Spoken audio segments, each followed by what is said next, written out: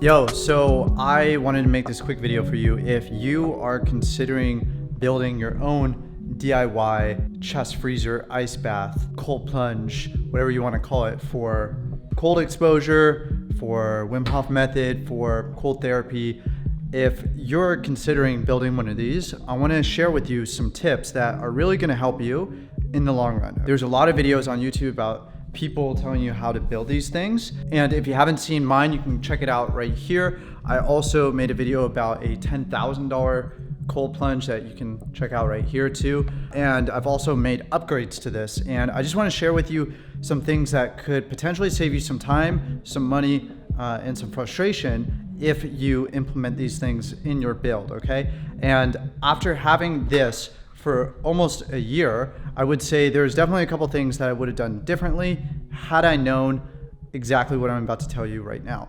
Now, if you're new here, my name is Kyle 𝐷𝐿, and on this channel, we talk about health, wellness, biohacking, lifestyle, time freedom, all those things. So welcome. Consider subscribing if you're not already. And if you're a returning subscriber, then welcome back. So let's get into what are the things that I would change about this cold plunge that I didn't know when I was first setting this up.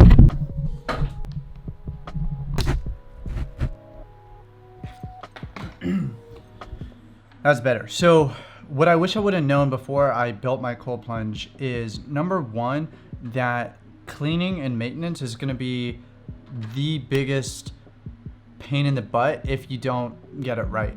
Number two is I actually wouldn't have gone cheap on the actual fridge itself or the freezer. It's actually going to save you a lot of headaches if you actually are willing to pony up a little bit more money on the front end and set things up the right way. And number three is, just being mindful of what role this cold plunge plays in your life and in your practices and how important it is to you. And based on how important it is to you and how often you're going to be doing it and how big of a role it plays in your rituals, I would maybe consider looking at going really gung-ho and like full tilt and doing all the things to really create like an epic unit that's going to last a long time, or look at some of the other options that are available in terms of buying one for yourself that companies are building. And there's different pros and cons to different companies, and that's a whole nother video that I could go into. So the first thing that I would have done differently had I known what I know now is I actually would have bought a nicer fridge or freezer, okay? So I will link up the one that I would recommend now. The one that I put in my other video, it's good if you're trying to stay really cost effective and you're trying to keep it like below 500 bucks. I will link up some different options below, and depending on how big you are or how small you are, might determine which freezer could be right for you. I like to veer on the side of larger versus smaller, and the reason being is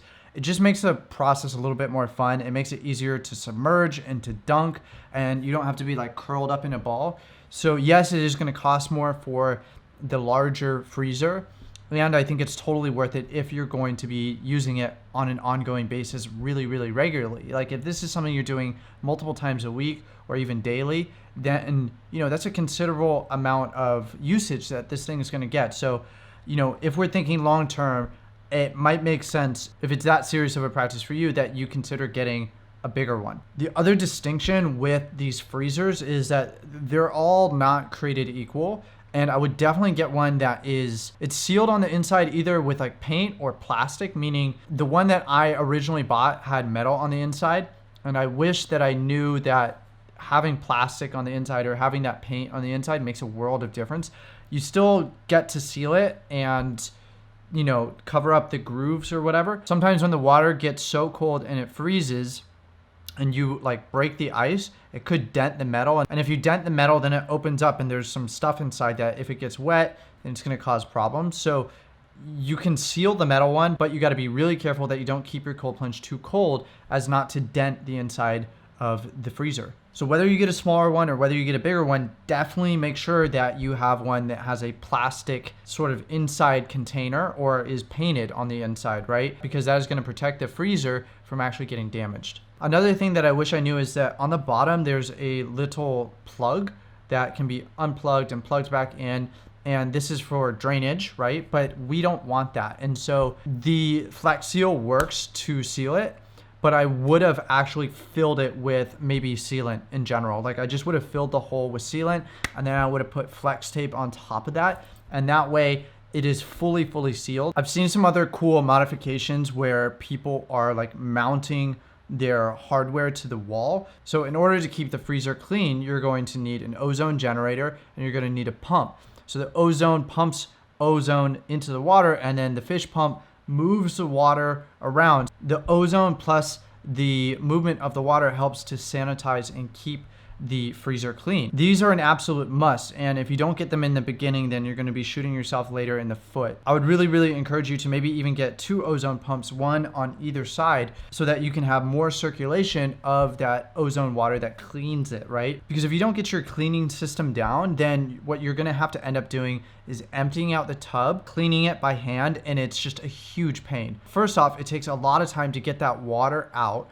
Then it's super heavy to move the actual freezer, tip it over, get all the water out there, get in it and scrub it. It's a huge pain. So do yourself a favor, set yourself up with the ozone generators and a strong pump that can move the water. And the last thing that I wish I would have known is getting just the temperature just right. What I found is you get the same benefits at like 45 degrees as you do at like 32 degrees, where the water starts freezing and it just becomes a mess where you have to break up the ice. For me, it got to the point where like my toes were like curling and my calves are cramping up, and it was just like unpleasant. You know, I wasn't getting the same joy out of the cold plunge as I did before. And what I found is if you can nail that sweet spot of temperature where your timer turns on for just the right amount of time, where it's sitting at around 40-45 degrees, I believe it's a much more enjoyable experience. There's no competition for how cold you can go. Like there's no point to that. The point for me of doing the cold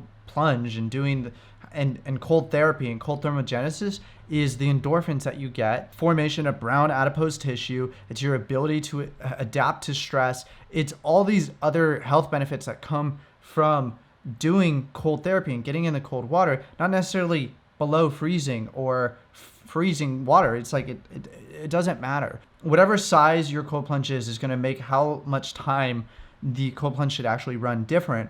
But test and figure out, okay, how do I get my cold plunge to 40-45 degrees, and then how do I get it to stay there? Like how long do I need to set my timer for in order for that to work?